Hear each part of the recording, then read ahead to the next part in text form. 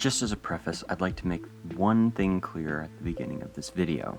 There's going to be a bunch of other masterfully created videos that dive extremely deep into the meanings and symbolism that the music brings to a scene and how that music does something like convey a change in character.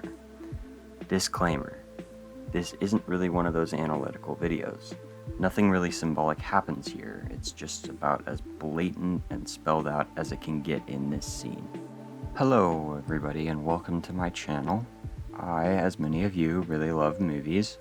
There's a ton of quite obvious choices for someone to use in a series like this: the assembling of the Avengers, the assembling of Spider-Man, the Lord of the Rings series finale, the list goes on, and with all of these moments, one thing remains the same. The best thing someone could feel while watching a movie, in my opinion, is when the visuals, sound design, music, and story culminate into one gigantic moment that makes you feel like you're in a car or on a plane, accelerating to 1,000 miles an hour in what seems like a second, shooting into your seat with such immersion and with such a smile on your face that you simply cannot help but get entirely interested and enveloped in a scene. You don't notice you're in a theater. You feel as if you're there on a battlefield, or in this case, space. One series that I seemingly can't get enough of is J.J. Abrams' big-budget modern reboot of Star Trek. I've seen around that some people's reaction on these movies are mixed. I personally don't see anything wrong with them. Also, they're leaps and bounds better than any other sci-fi series J.J. brought back, so there. Star Trek Beyond was the movie of 2016 for me to see. I had planned to see it for a while and somewhat avoided the marketing. I simply wanted a fun time with characters that I grew to love on DVD. I saw it alone in a theater on opening weekend, and my god, what an experience. It was just about everything I wanted out of it. It was so unbelievably fun and imaginative and action-packed that I couldn't help but just adore it.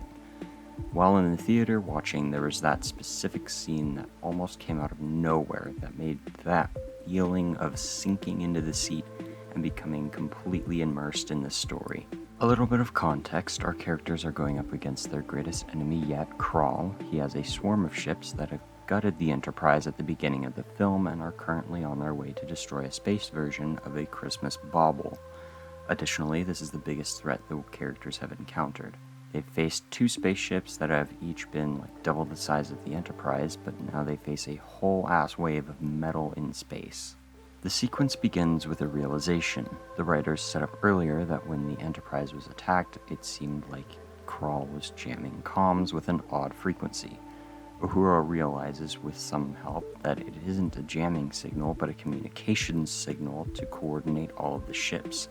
Essentially, they deduce that if there's one minion that is disrupted, they can cause a chain reaction to take down the swarm using sound. Once they figure out their plan, they decide to play something loud and distracting, another thing set up earlier when Scotty arrives at the home of Jayla, where she's blasting rock music. Jayla grabs her stereo and rewires the Franklin, which I might add is way smaller than the Enterprise in addition to being a lot less technologically capable. They can blast music, but they have to get extremely close to the swarm in order to affect them. So it begins. There's a tense musical build-up edited excellently with shots of the encroaching swarm in juxtaposition with the tiny ship going up against it. Cut to Jayla finding the perfect choice on her stereo, and boom. This is the moment that my chest starts to get heavy, pulse gets quicker, and my eyes get a little wider with each second. Kirk then remarks, "That's a good choice," referring to a repeated use of the Beastie Boys music in previous films. However, those uses were essentially useless in their scenes without context. And then the screams of the song come in and the firestorm begins. Chaos erupts around the Franklin and destruction is left in its wake. It is stunning to look at. The big grin on my face gets bigger as we see a couple of admittedly goofy but still incredibly fun moments that just add to the sheer joy of the scene. Little inserts like McCoy and Spock in one of the ships in the swarm, and McCoy muses aloud is that classical music while the crew aboard is just having so much fun with it. It's just perfect is the only way to describe it personally. Then, as if it can't get any better, there's a bit of a lull in the music where the Enterprise receives communication from Yorktown to ask what's happening, which in return allows the Franklin to send the frequency back to Yorktown to play at a much higher volume, I guess. But as you're trying to think, maybe it's a little odd, but kind of makes sense considering the sizes of the two space things, you get this. A gorgeous finale. The song used perfectly timed.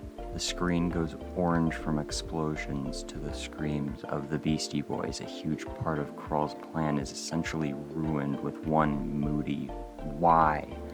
The Franklin is still there, but the entire horde of CGI bad guys that films can get bogged down with are wiped out. The film keeps going, but the battle is over with a scream. This is personally the peak of film for me in my blip of a lifetime on Earth.